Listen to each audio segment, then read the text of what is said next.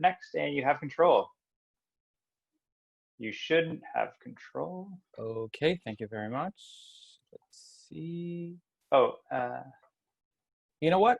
It's okay. You can advance the slides whenever possible. So, yes. Hello, everyone. My name is Taha Morshid. I'm working along with this amazing team on the databases for Neurotech academia and Neurotech industry.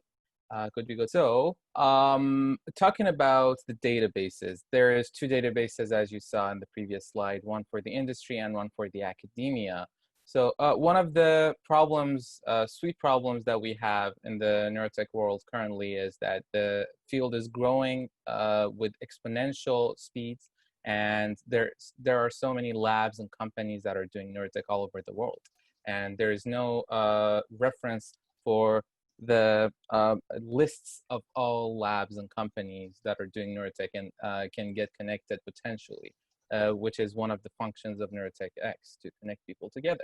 So what we're trying to do right now is maintaining the front end and so the back end and then the front end of this database to first add all the companies and labs in Neurotech together on a database, on Airtable, and then make connections based on the subjects that they are researching, the methods that they are using. For example, this group is working on cognitive neuroscience and is using EEG, for example.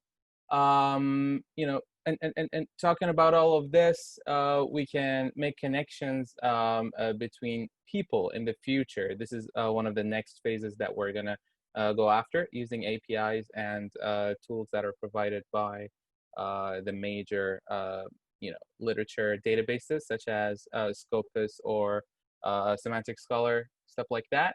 To see what people are doing and how they change across time, and also which people are working together, also what companies these people are working with. You know, you add that, you know, company, city, states in the literature. If we can extract that and, you know, make some connections between the industry and the academia, it would be very beneficial.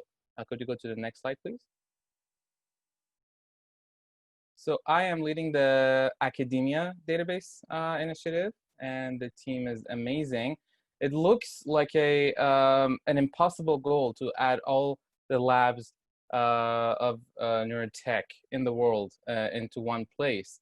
And I was scared for sure when I started working with this team. And, you know, I can tell you that right now we have nearly all the neurotech labs in Canada in one database. So with the amazing work of the team, it seems that it is, in fact, possible. Now we are moving to USA and then moving to Europe. You know, we're going to just systematically scan the whole world for this. And with this, I would like to hand it to Guillaume, who is leading the industry, and that will be the next slide. Thank you. Yes, thank you, Tad. So I'm representing the industry database group with Karthik and Bill, and essentially similarly to the industry, to the academic database, we're also trying to map what may be a smaller universe compared to academia, but nevertheless very effervescent. Trying also to map both the technologies that are used and the applications, as well as a whole bunch of information that we think might come in handy beyond, you know, the basics like the websites and where they are. It could be just in terms of the resource person from a human resources perspective, but eventually it could be even funding, it could be all sorts of other things. And we're currently working on both teams working together to harmonize also the keywords or the tags that we use, so that both of these databases could work together and essentially live as one. And maybe next slide, please. Right, so without going into too much detail, realizing of course that we're over, as Tal was mentioning, there's a lot of information and not much existing out there in terms of a compendium. there's lots of things that we want to do. And one of the first things, of course, is to make sure that any kinds of users and use cases are satisfied. So we're working on developing a variety of personas for the kinds of people, the kinds of users that might be looking for information. A lot of it focuses on professional development, whether that's getting a job, getting an internship, looking for potential labs or opportunities.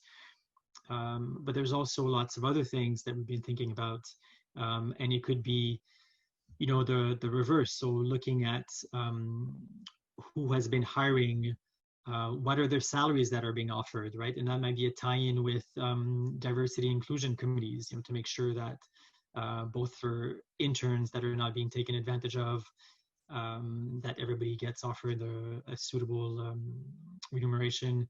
It could be for industry or any organization that's wanting to do some landscape analysis or competitor analysis. It could be even the same for investors, or potentially useful as a resource also for each of the chapters, that they could both help populate and identify some gaps for the existing organizations that are not represented, or maybe even for us as a community to further outreach where we feel like there's some gaps. It could be even in terms of, again, accessibility and inclusion. Maybe in the future we want to think about translations of these keywords to increase accessibility.